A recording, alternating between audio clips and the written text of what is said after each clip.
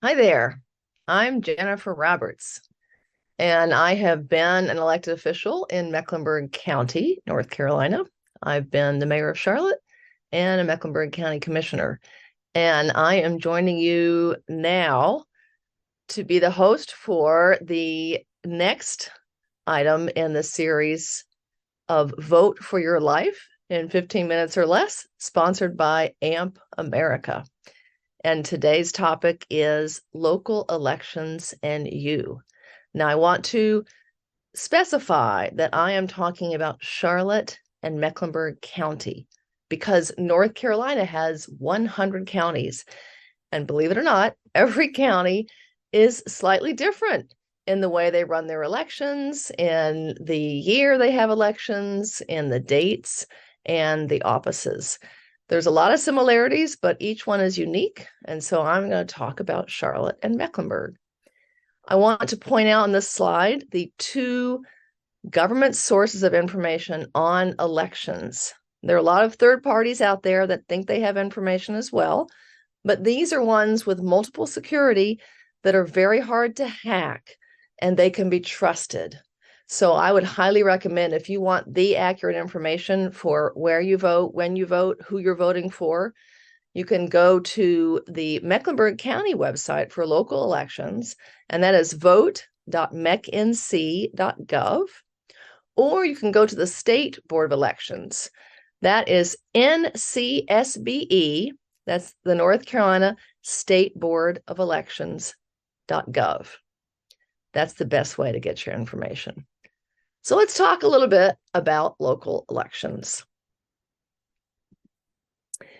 These are all the local elected offices that we have in Mecklenburg County. We have city council and mayor, but remember there are 7 cities and towns in Mecklenburg County. Each of them has their own election. We have the Mecklenburg County Commission. We have the Charlotte-Mecklenburg Board of Education. We have the sheriff, the clerk of court, district attorney, judges, register of deeds, soil and water supervisors, and municipal and county bonds. Very important.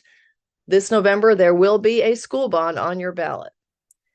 What I've highlighted in bold, city council, mayor, board of education, and bonds, those are on the ballot in November 2023. So here are the 7 municipalities that lie within Mecklenburg County. Charlotte, which has partisan elections for mayor and city council. Not every town has. Many towns are nonpartisan. They don't tell you if the candidates are Democrats or Republicans. Then we have Davidson, Cornelius, and Huntersville in the northern part of our county, and Matthews, Mint Hill, and Pineville in the southern part. There's even a tiny bit of Stallings in Mecklenburg County. I'm going to talk first about the city of Charlotte and the services that cities provide. Now, again, Mecklenburg County is a little special because the city of Charlotte is so large. It's about 75% of the county.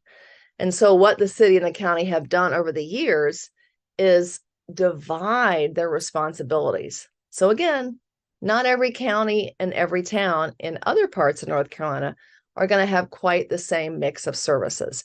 But here in Charlotte-Mecklenburg, I like to think of the separation as the city takes care of infrastructure, buildings and roads and zoning, and the county takes care of the people part of government, human services, social services. Let's look at this a little more closely. On this page, you see a bunch of things that the city takes care of. We have roads and streets and streetlights, although there are some roads that are controlled by the state, but a lot of them are local roads controlled by the city. We have the airport. We have our Charlotte Police Department, Charlotte Mecklenburg Police Department. We have the Charlotte Fire Department. We have the Charlotte Area Transit System. Now, a lot of these provide county-wide services, including Charlotte Water. Did you know Charlotte Water actually supplies water to the entire county? And again, this is something they consolidated years ago. What you see in this picture is what's called the water wagon. You can actually Arrange to have the water wagon visit your neighborhood meeting if you want to get fresh, clean water from the city of Charlotte. So here's a look at the departments. I just named a lot of those. Some I didn't talk about were housing and neighborhood services, planning and zoning. So when you're talking about what kinds of apartments can be built, how high can they be, where can they be placed, can they be in an industrial zone or a residential zone? All of those things are decided by the city's zoning department. And those are things that fall within city boundaries. They also have an economic development department. And economic development is something that you might read about when we have companies moving their headquarters here. The economic development department works with our Chamber of Commerce, which is called our Business Alliance, and it helps attract companies to come here. It helps them find a location and works with them sometimes on some incentive programs. We also have solid waste. So you'll see City of Charlotte trucks picking up your garbage. Stormwater services, also very important. The city and the county share stormwater services. So the city has smaller pipes, the county has larger pipes, and of course the ones that go into county that's not in the incorporated part of the city. But those are very important to prevent flooding during extreme rainstorms and to make sure that those stormwater drains are clean and that the streets are able to be passable even during heavy rain. Some of the things you don't think about. Now let's talk about the people part of government. Mecklenburg County. Here are some pictures of just a few things that Mecklenburg County takes care of. Public health. We get a lot of vaccines in our minds this year. They also have court services. That's a picture of the courthouse there. Food trucks. So part of public health is inspecting restaurants, food trucks, making sure that they are safe and healthy and that you're not going to get food poisoning when you go to a restaurant. Historic landmarks, that's part of the county. Look at that map, all the historic landmarks we have and have preserved. Park and recreation, great playgrounds. Voting services, the Board of Elections falls within Mecklenburg County's purview and its budget. And then recycling, the county runs recycling and landfill services for the entire county. So again, here's a list of some of the departments that the county is taking care of. Of course, you can find this on the county website, but the Board of Elections we talked about, air quality, we didn't talk about that. Because they're public health, they are also monitoring our air quality. They have a department that looks at that, makes sure we're following federal regulations and helps companies comply with those regulations. They also have child, family, and adult services, child protective services, some other things, social services, code enforcement, community support, criminal justice, and the courts. They share some of those responsibilities with the state and some of that funding, but a lot of that funding comes from Mecklenburg County and the administrative office of the courts, here in Mecklenburg County to make sure our courts run smoothly. They also have an economic development department. They have the fire marshal, who again is looking at health and safety and inspections.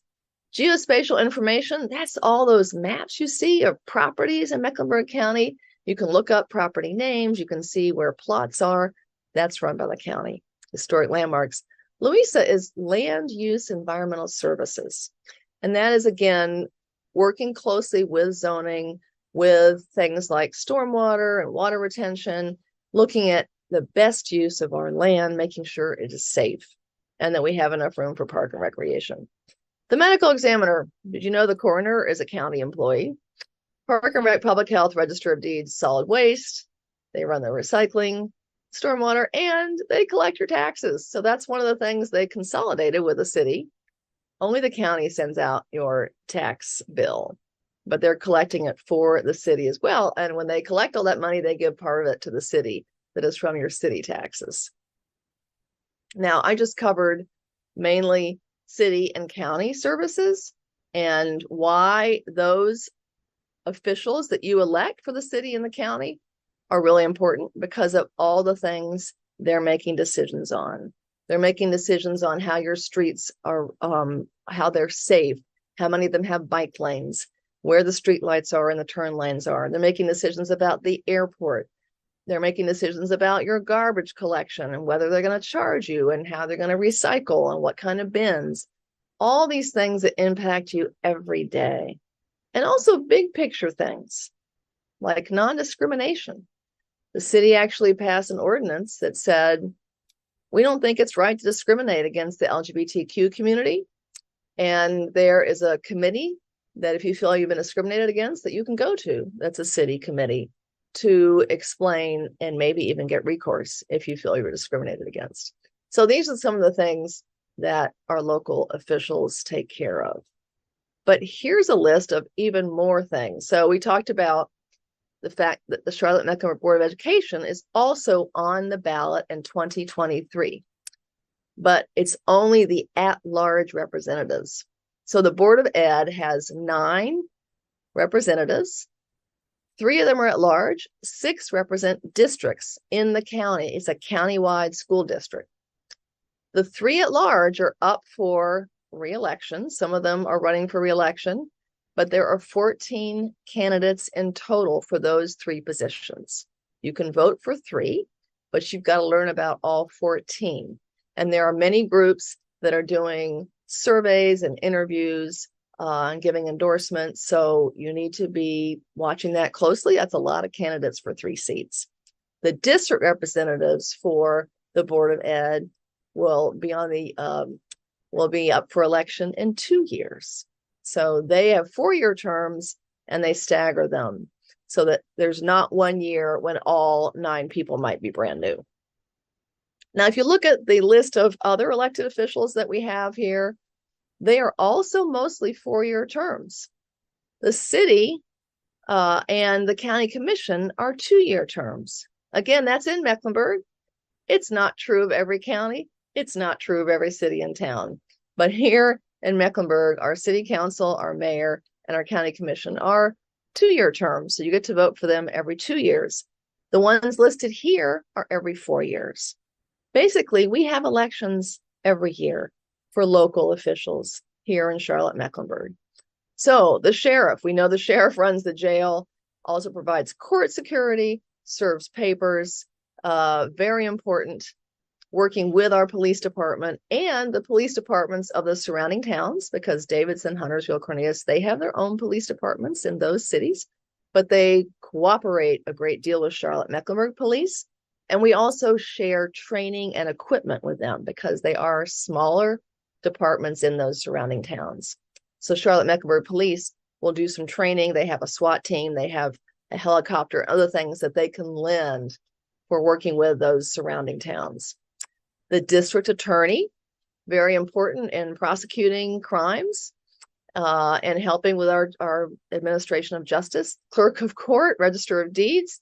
They're helping keep the paperwork going, helping make sure that you can access court records, whether you're filing wills and estates, whether you're filing a marriage certificate, birth certificate, all those things are really important, handled by the county. There are also judges. In North Carolina, we elect our judges. They can also be appointed to fill expiring terms, people who leave their position early, but we vote for judges. We vote for district court. We vote for superior court at the local level. Those are within Mecklenburg County. And of course, when you talk about state and federal, we vote for statewide judges as well, but we're talking local in this session. Finally, we have Mecklenburg County Soil and Water Commissioners.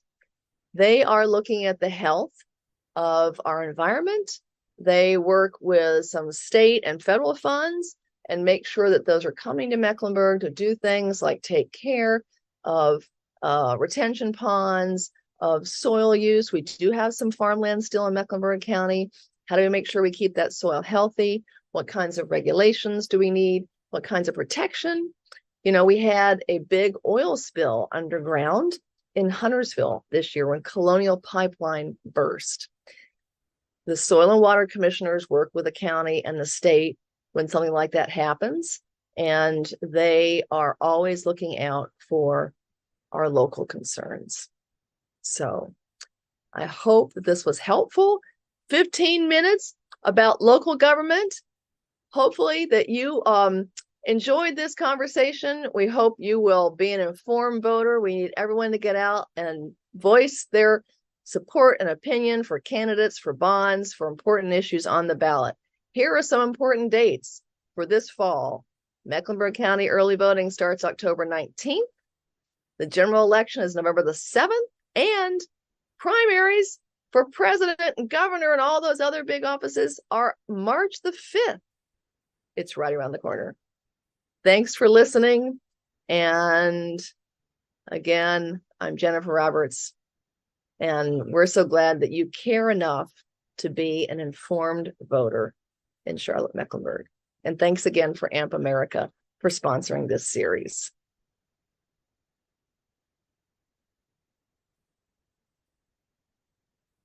So the Board of Ed has 9 representatives. 3 of them are at large. 6 represent districts in the county. It's a county-wide school district. The 3 at large